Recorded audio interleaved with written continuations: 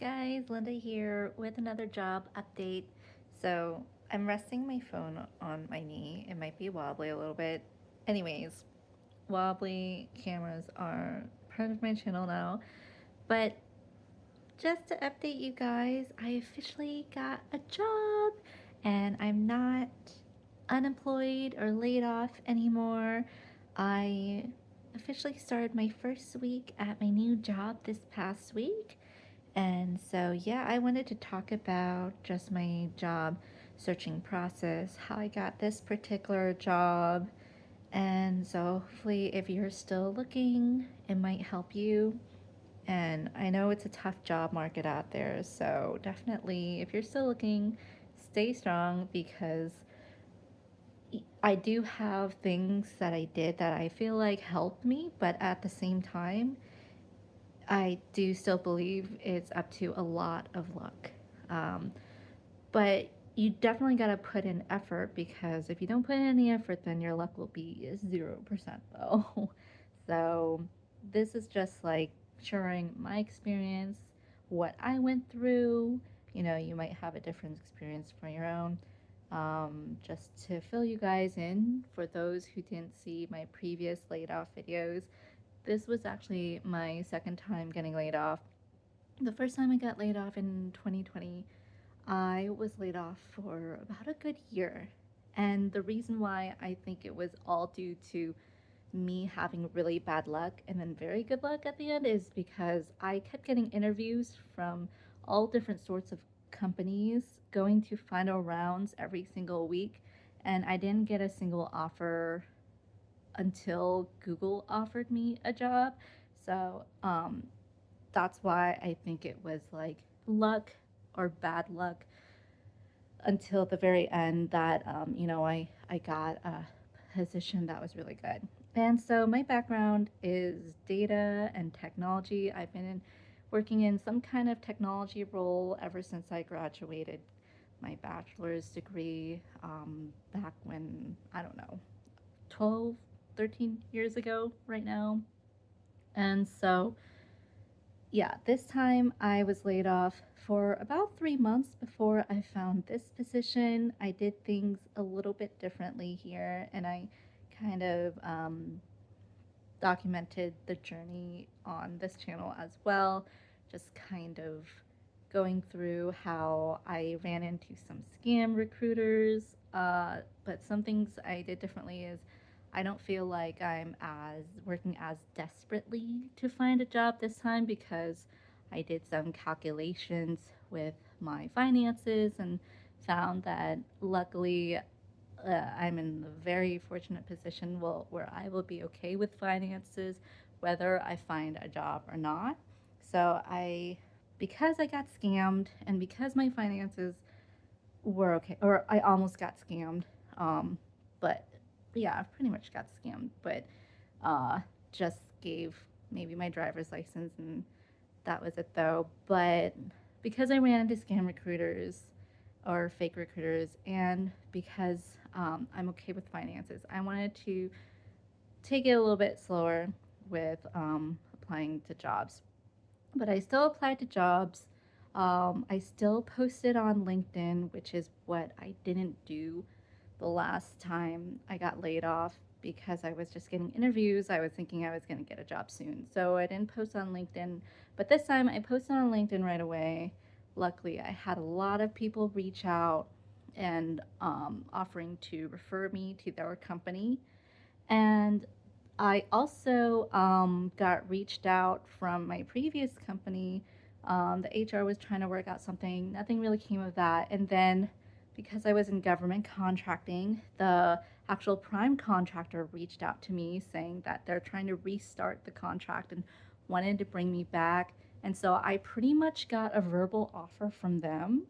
Um, and that when I was gonna go in to continue to work with my previous government contracting project. But then I found an opening on LinkedIn for this current company that I'm employed at. It's a nonprofit, and it I didn't apply to it through any referrals. I just saw it on LinkedIn randomly, and the work seemed really interesting, and also the culture seemed really interesting. So I was applying for, I think, like some Microsoft type tool specialist. And so I applied, and the recruiter reached back out pretty shortly after and said that the position was taken up. But they actually said that they think I would be a good fit for another role, which is more related to data and cybersecurity. And it was a more junior role than the one that I applied for, and the pay was definitely a lot less than my previous job. But I really liked the company, and I was thinking this would be a foot in the door. Um, so this company, it's definitely something that's more of like conservation, more like a passion of mine. And I'm not, just a side note, I'm not like the best in conservation. It's something I'm still working on improving of. I still kind of use water bottles and whatnot. But anyways, it's in the conservation space. And so yeah, I wanted to kind of still apply to get my foot in the door. So they said, okay, the previous Microsoft tool role has already been taken up, but we think you'd be great for this cybersecurity role. Um, Definitely apply and let me know when you apply. So I'll push your resume and application through our hiring process. So I applied pretty much right away, emailed back, and then they contacted me back maybe the next day, saying, okay, we'll have you fill out this questionnaire. So they had a multi-question questionnaire about like how we're a good fit for the job and everything, kind of to supplement our cover letter. I did write a cover letter as well. And so I filled out the questionnaire actually like within a few hours because they said that it was due like that after uh, uh, the next day by like 3 p.m. And I misread that. I thought they were saying it's due that afternoon at 3 p.m. And I'm like, oh, that's in a few hours. So I was actually like out shopping and I got the email and I was like, oh, I need to fill out this questionnaire right now. So I think I was like in a Nordstrom rack or something. And so I just like paused, just like hanging out between the clothes section, just filling out the questionnaire on my phone right away. And I submitted it right away because I was like, oh my gosh, it's too soon. So I'll just get it out of the way. But lo and behold, it was not due until tomorrow, and I was actually the first person out of that group of candidates that replied back with a filled out questionnaire. And so they were gonna wait for all the candidates to bring back the questionnaire. And apparently, they got a lot of candidates for this particular role, but they've been really picky about it. The role was open since like for a couple months. And so they've had a bunch of candidates, but they were just really picky. So I emailed back the questionnaire to that recruiter, and they said, thanks for bringing it back. Actually, are you available for an interview either tomorrow or the next day? And so they emailed me back right away that afternoon, and I was like, yeah, I'm available for an interview tomorrow, really any day, but tomorrow works as well. So yeah, I think we scheduled an in person interview with my future boss the very next day. So I had to travel in. That was actually, honestly, the first, now that I think about it, it's the first in person interview I've ever had since like 5 years ago before the pandemic. I've never had an in person interview, even for my recent jobs that I started, you know, not too not too many years ago. So we agreed on the interview, uh, and I like took my interview clothes out and everything. Chose some a good interview dress with like I think I had like black slacks. And so I drove in, got there a little early, and then I met with actually I met with our future boss. So actually I don't know if this had anything to do with me possibly getting the job. It definitely wasn't planned, but I went up there early and I was waiting in the lobby and I kind of was starting conversation. Well, the other employees were there. They were like having conversation about this news article that they saw online and they were talking about that. And they were talking about it for some time and it was just like the three of us in the lobby. And so I chimed in and I was like, I totally agree with that as well. And then like we were just having a conversation. I didn't even I didn't even really get their name, but they were like, I'll email you the news article and stuff. So, but we exchanged like emails. And so I know my future boss walked in during that time and he first talked to the receptionist and he was like, man, my candidate's like already making friends with people. It was totally unplanned, but um, I don't know. I think that definitely might have like helped. Who knows? I'm just like recounting what happened during my interview process, I guess. So yeah, so then I met up with him and we had the interview. Um, and I went through, you know, what I did in the past, a lot of examples of my past projects. And I did admit to him, I did tell him, like, I am not like, I have worked I guess, like alongside people in cybersecurity, but I don't have any cybersecurity certifications myself. And I told him, like, you know, I'm familiar with some of the terms, like working with FISMA or NIST, and I've worked with that kind of data in the past. But um, I, at the end of the interview, I said, although I'm new to cybersecurity, I am willing to learn. And this was a position that posted kind of like a junior level, but 3 years experience in cybersecurity. So that's what the requirements was. So I was feeling kind of nervous that like yes I've worked with that kind of data. I'm more of like a data person. I help make tools for cybersecurity specialists. I've worked with many cybersecurity people, and so, anyways, I mentioned that really quickly at the end. Even though I'm new to cybersecurity, I'm a fast learner, and I'm willing to learn. And he actually, the interviewer actually was like, "That's totally okay. You know, we're looking for someone who's good at communication, and we'll be able to bring you in and teach you all the stuff with cybersecurity that you need to know. It's more communicating between teams, which is something that I definitely find that over a past decade plus that I've been in this business, I've um, in in my in my career, I feel like I've had a strong suit.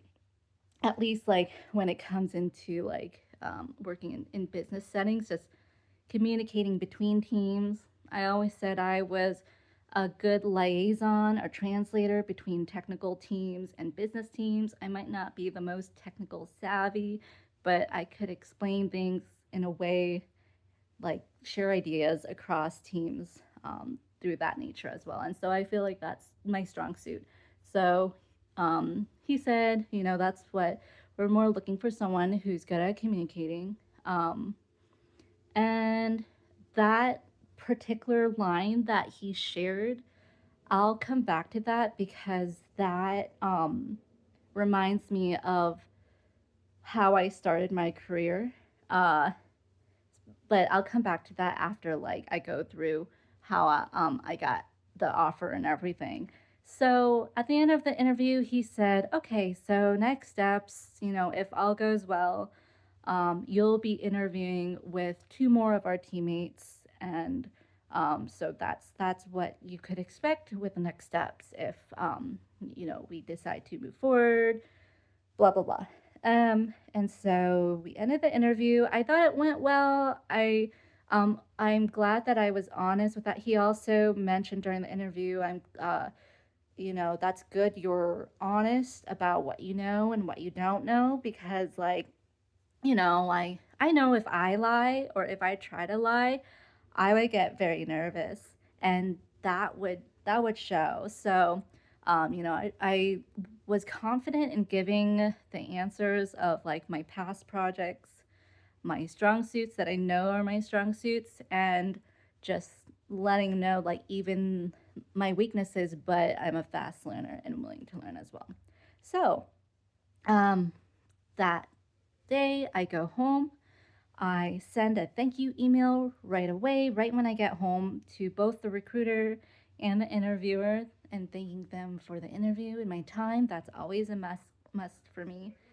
And then the next morning, actually that evening, the recruiter, the interviewer, my future boss, he didn't reply back, but the recruiter replied back that um, that evening and asked like, "Are you available for a call tomorrow?"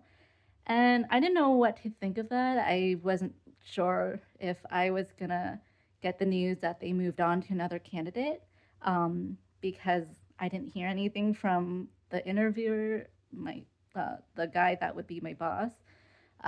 So I said, yes, I'm available tomorrow. And so the next day comes in the morning, the recruiter calls me and he goes, how was the interview? What did you think of it?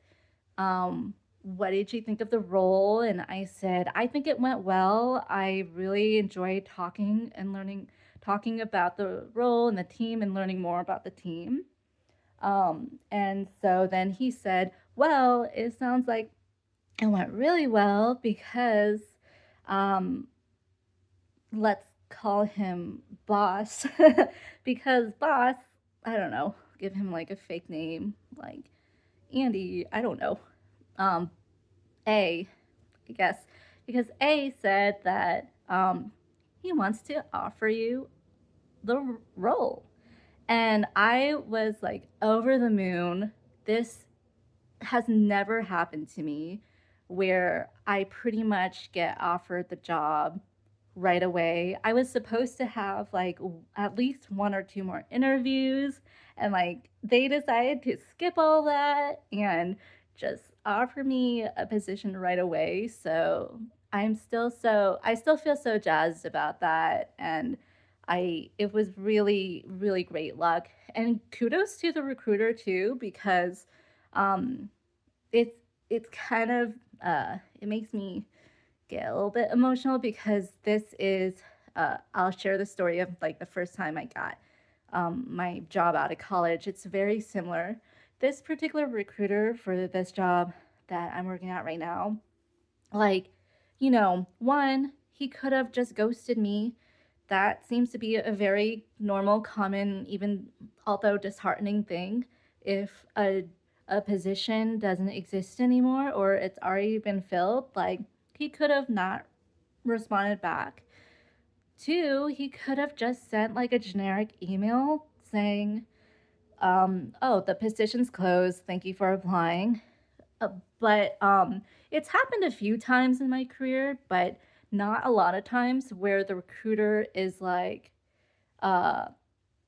recruiter is like, actually, that position's been filled, but we think you'd be good for this other position. And the times that it's happened, I think maybe like one or two times it's happened to me in the past where I took that job.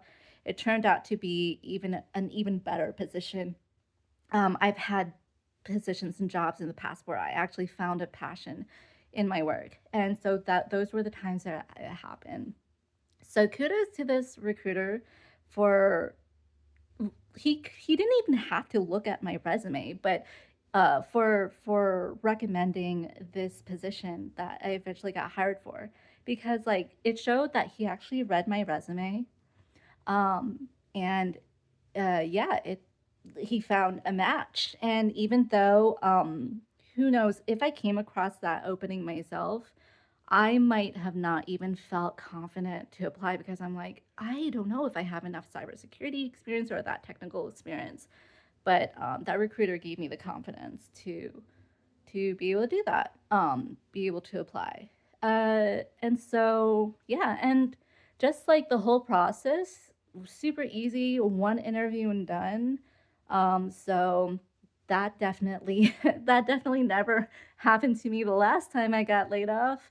I remember going through like one company put me through 10 rounds of interviews, and I was like thinking I was going to get it. They were like, it's between you and another person. And like, definitely late night projects for some interviews, which I honestly don't think I have like the bandwidth to ever do again. But, this was such a breeze.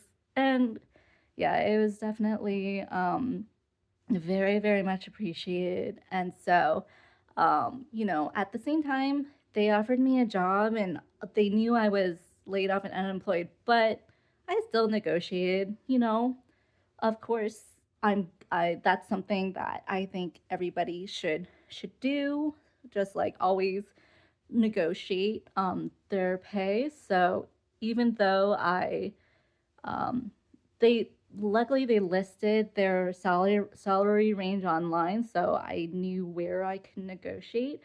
And even though I got a pretty huge pay cut, um, it's I still was able. I'm happy with that. I negotiated and I could get a little bit more and stuff. So we'll talk about the pay cut later, but sorry, jump in a little bit back to the actions of the recruiter because this is where like great recruiters come in. Um, it just kind of is reminiscent of my great recruiters and great like um, just hiring managers as well. Because reminiscent of the very first job I got out of college. So in my undergrad, I was like a finance and I think human resources major, which are really great majors. Um, but I was having a hard time finding a job after college. My GPA was not that great. So I decided to take my GPA off. That helped a bunch if your GPA is under 3.0. Uh, Probably don't put your GPA on your resume. Anyways, I was doing kind of like the quick apply stuff through my school. Ended up sending in an application for this one company that actually is a turned into a really big company. It's been kind of a big company, but I honestly didn't know what they did when I applied to them. I just applied really quickly. And they offered me an interview, and I was like, wait a second. Let me read the job description again. And it was all technical stuff. It was working in tech support for business and a bit business intelligence tool, a huge business intelligence tool. And I was not like a tech major. I tried to pursue a computer science minor in college, but um, I could not wrap my head around object oriented programming back then. I kept failing those classes. I think I did like pass fail on at least one of them. And so then I dropped that minor. And yeah, my journey into taking computer science classes back then was a no go. So I saw the job description. They asked me to for an interview to set up an interview, and I immediately emailed the recruiter after I read the job description, and I actually said, can you withdraw my application from this job? I don't think I have enough tech skills. I don't think I have the tech skills um, that is required of this job. And especially now in this day and age, many recruiters will just be like, okay, cool, we'll withdraw it. We have so many other candidates that want to apply, that will yeah, if you're not for it, then we're happy to withdraw your application. And again, this was a company where later on, where I got the job later, but where I went to job fairs, students would line up to apply for this company. So there were a lot of applicants. And so after the recruiter said that, I was like, huh, I should really apply. And so I should really interview. And so I interviewed, and it actually wasn't like the only tech company I interviewed for, but like my first interviewer that I met with, well, one, I have to say it was a girl, so it like I don't know, I felt more comfortable with that in a tech space, seeing like other females in there as well. I mean, it's not a requirement. Like, I've gone on to work on many teams where I was the only girl. Like, my current job is I'm the only girl. Um, but I mean, starting out being so fresh, it was really cool to see. And she was like so nice and upbeat and personable. And so we went through that interview. I went through a round of a few other interviews. They gave us brain teasers. Um, so wait, I missed it when sorry, going back to like the recruiter, what the recruiter actually replied back to me to get me to continue the interview. She said, oh, don't worry about the tech skills. We'll teach you everything. We're looking for someone who's good at communication first and foremost. So that's why that experience I just had with this new job I have today is reminiscent of my first job out of college because I was kind of doubting my ability. And the hiring managers or recruiters were just informing me and giving me confidence. Like, we're just looking for someone who's first and foremost good at communication. And look at me stumbling over my words now. So I'm like, am I good at communication? I don't know. So, anyways, that's how going back to my post college interview. That is how I decided to continue to interview because the recruiters said we'll teach you everything. We're mostly looking for someone who is good at communication. So, anyways, um, I interviewed with that company right out of college, um, and went through the brain teasers, got the job. That job honestly was probably the best job for me and many other new college grads to have because um, it was just a great environment with like a lot of really cool personalities. I met a lot of friends there that I still talk to today, like over a decade later. Um, and yeah, it's a really good environment because not only you're surrounded by some people who are absolute geniuses, right? Like some people who are absolute tech geniuses, just genius savants, but you're also surrounded by some people who are like not tech majors like me, or just like there's history majors, there's people from Harvard, but people from community college, there's people in between. And so there was just like a lot of ideas and diversity. Among our team, I can't really speak to the teams outside of our tech support team, but like our tech support team was the best. The bosses were the best. I still think they're like some of the best bosses I've ever had in my career. And so yeah, that that job. Okay, I'm going too much into that job, but that job was great out of college. Being in tech support, I stayed there for almost 4 years. I want to say. Tech support is always hard. They definitely taught us everything. So I learned SQL through there. They took us through like a training boot camp. So I was able to excel in that role.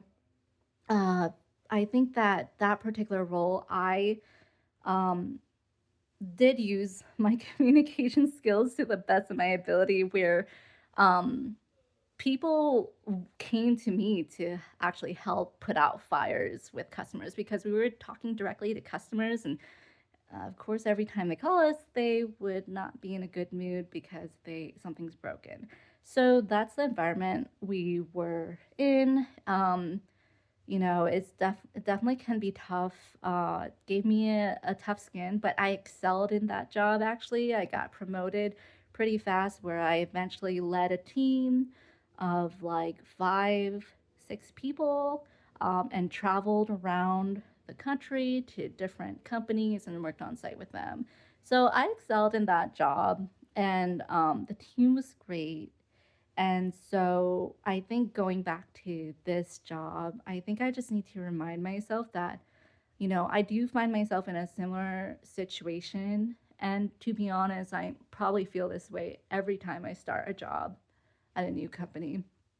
But yeah, I where I might feel like I might not have the tech skills, but maybe I can succeed in this job as well. Maybe not as fast as the first job I had, because I kind of like went up fast over there, but at least just like I could feel like I'm contributing in this job, especially with my now over decades experience, because then I had like no experience. So yeah, I just need to remind myself like it'll be okay. And also, this last week that I've met the team, everybody seems really cool. So who knows how long this job will last? Nonprofits are kind of a little on shaky ground nowadays too, but I hope it will last.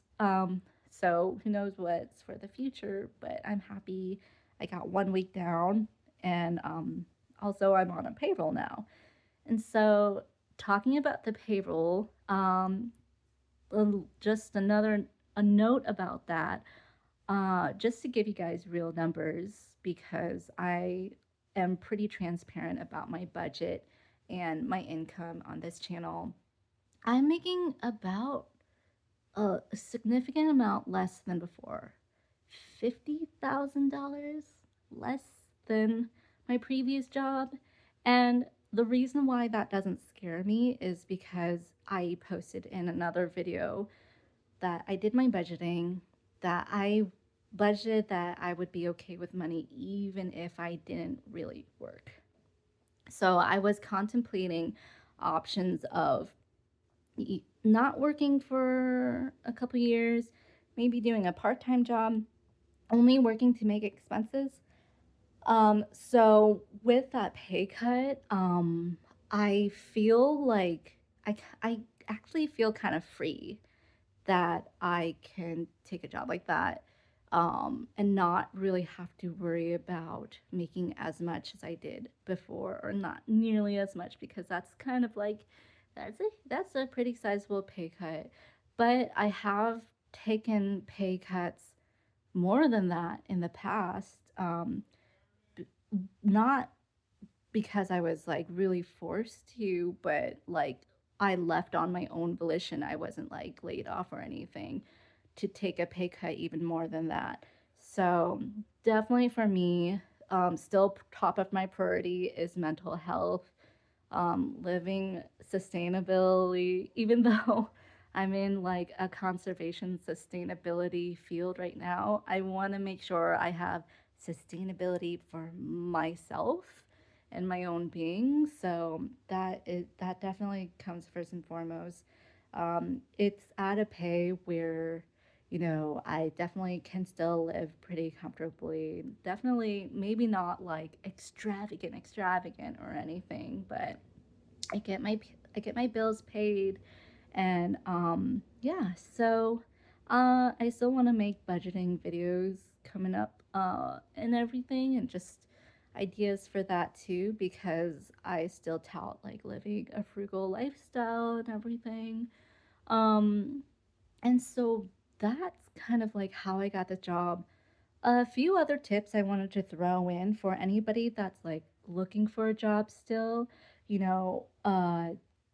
First and foremost, if you're still looking for a job, it's definitely a tough market.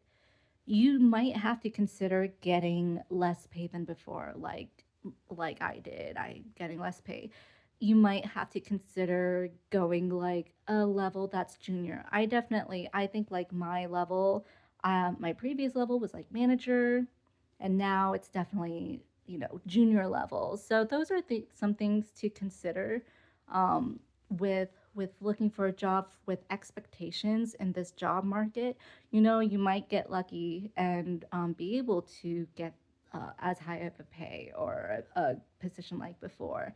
But yeah, it's definitely tough out there. But whatever happens, just keep on pushing, but give yourself breaks as well.